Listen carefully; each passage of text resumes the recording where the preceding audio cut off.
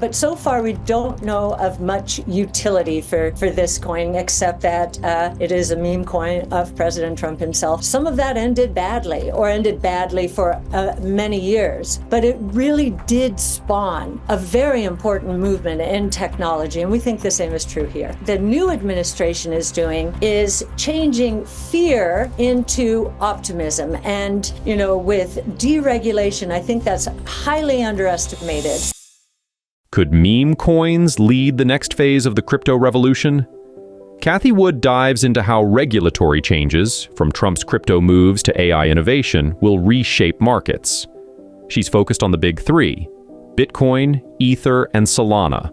But what about the future of decentralized finance? Stay tuned as we uncover her bold predictions and game-changing strategies.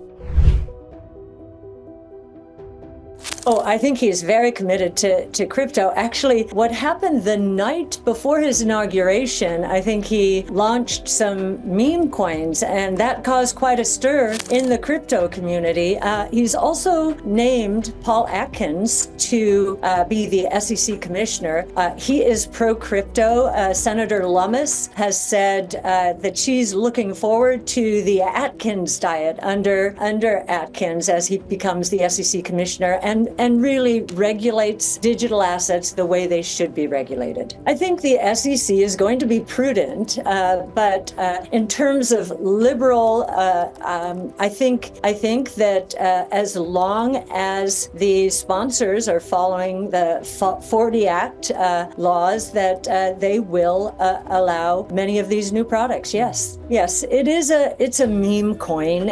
In 2017, we went through the ICO movement, which was very much, if you remember, CryptoKitties started a movement back then in ICOs. This is part of the meme coin moment. Is it going to have any utility? We shall see. I mean, there is speculation that you'll get to meet President Trump as one of the utilities of owning this coin. I don't know if that's the case or not, but so far we don't know of much utility for this coin, except that it is a meme coin of President Trump himself. In the early days of really, I think he's ushering in the next phase of the crypto revolution. We're very focused on the big three. So Bitcoin, and as you know, ARKB is one of the larger spot Bitcoin ETFs out there, happily. Ether and Solana in our private funds. So those we believe are the big three. And then we think the decentralized financial services movement, some people call it DeFi or Internet Financial Services or even Finternet. We think that is going to be big. That's very Ethereum and Solana based. And so there are some crypto assets that are providing great utility for that movement. It's interesting, and Chris Berniski, who was our first crypto analyst, now we would call that digital assets analyst, he made a comment on X this weekend that I think is true, that the ICO movement in 2017 really brought this new technology, or at least curiosity about this new technology, to a whole new group of people. And while, some in the traditional crypto world considered it, I think he used the word cringy or something like that. It really did open a lot of eyes, and it did usher in. That year we had, I think, if I'm not mistaken, Bitcoin went from 1,000 to 20,000 as part of this movement. This is a lot like the early days of the internet, and we laid a lot of fiber, right? A lot of money and eyeballs attracted at that time. And yes, some of that, buyer beware, some of that ended badly for many years, but it really did spawn a very important movement in technology, and we think the same is true here. Well, we are doing what we've always done, which is investing in truly transformative innovation across sectors. So that's we have not changed at all. There is a meme out there going around, which is very interesting, and unfortunately, in these momentum-driven markets, perhaps more true than we would have liked. If you look at the beginning of the last administration, that was our peak, the peak in innovation, and we went through, as did everybody, a bear market, hit disproportionately, and we had been underperforming until it seems the idea that we were going to have a new administration started moving into the market. So when you say the market's been very strong, sure, yes, it has, but it's been very concentrated to very few names. In fact, if you use a Goldman study, it has never been more concentrated. And this includes during the Great Depression, when that was a binary decision with 25% unemployment and 30% drop in GDP. Is this company going to survive? We were more concentrated than that. So I would say, even though the market did hit all-time highs, it was powered by very cash-rich companies. And there has been a lot of fear out there. And I think what the new administration is doing is changing fear into optimism. And, with deregulation, I think that's highly underestimated, how important deregulation is going to be to unleashing animal spirits. So we're pretty excited about this. And yes, our strategies are starting to break out. I don't know if it's momentum or not. We haven't changed what we're doing. We think these companies are going to transform the world. They're just now being recognized a little more, now that risk appetite is picking up a bit. Cathie Wood breaks down the crypto landscape, focusing on meme coins and the broader shift happening in digital assets. She shares her views on President Trump's influence on the market, particularly his support for crypto.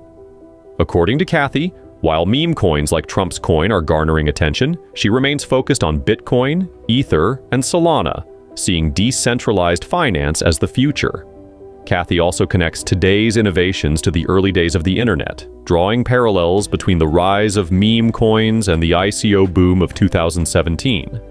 Stick around to hear her take on AI and how regulatory changes will shape the next chapter. I think what President Trump is doing here is spreading the wealth. I mean, there are some very innovative companies who are going to accelerate this AI age, which in itself is moving at an incredible pace, like a pace that we've never seen before. What we're acquainting Stargate to, so this is the $500 billion project, is to the building out of the highway system in the United States. If you look back and put that investment into 2025 dollars, it's roughly the same amount. So these are the digital highways that are going to transform everything. They're going to transform everything and really accelerate GDP growth in a way that I think most people do not understand right now. Well, right now we're very happy with the interval fund structure. So this is a 40 Act fund as well. An interval fund allows daily inflows and quarterly redemptions up to 5% of NAV. That seems to be a better wrapper, I would think, for these public-private funds. Roughly 80% of our interval fund is private, 20% is public, so that we can allow for redemptions. And I think the most important thing about this interval fund, as would be true of an ETF, of course, is the democratization that this is allowing for venture capital. Finally, retail investors with less than, I think I'm not going to get this exactly right, but $250,000 in income per year and $1 million in net worth, they have access to some of the most amazing companies in the world at much earlier stages than has been the case historically. So we're pretty excited about this wrapper. The more access to innovation anyone offers, the better for our markets and the better for our competitive positioning around the world. So it doesn't bother me. It doesn't mean we won't do it ourselves. And I will tell you that many mutual funds have allocated 15% 50% of their portfolios to private companies as well. They don't disclose their holdings at the end of every day like ETFs do, so maybe they don't get as much publicity. But this has been done before. And I think as more and more people understand what our fund is and the kind of access we do have to these incredible ideas, I think there's a place for both. I hope so. I do think regulatory changes will go a long way towards bringing back public markets. I think the number of stocks in the public markets has been cut in half in the last 20 years, and I understand why companies want to stay private. The regulatory quagmire that they enter in the public markets is really a lot of friction, and there's another reason I would say, and that is in the private markets, there is a longer time horizon than there is in the public markets today. But I think that's going to change. I think that's going to change as more and more people understand how profound AI is going to change everything. Cathie Wood's insights show that the future of crypto and technology is still unfolding. From AI breakthroughs to decentralized finance, big changes are on the horizon. What are your thoughts? Do you agree with her vision for the next crypto revolution? Drop a comment below, and don't forget to like and subscribe for more updates. See you in the next one.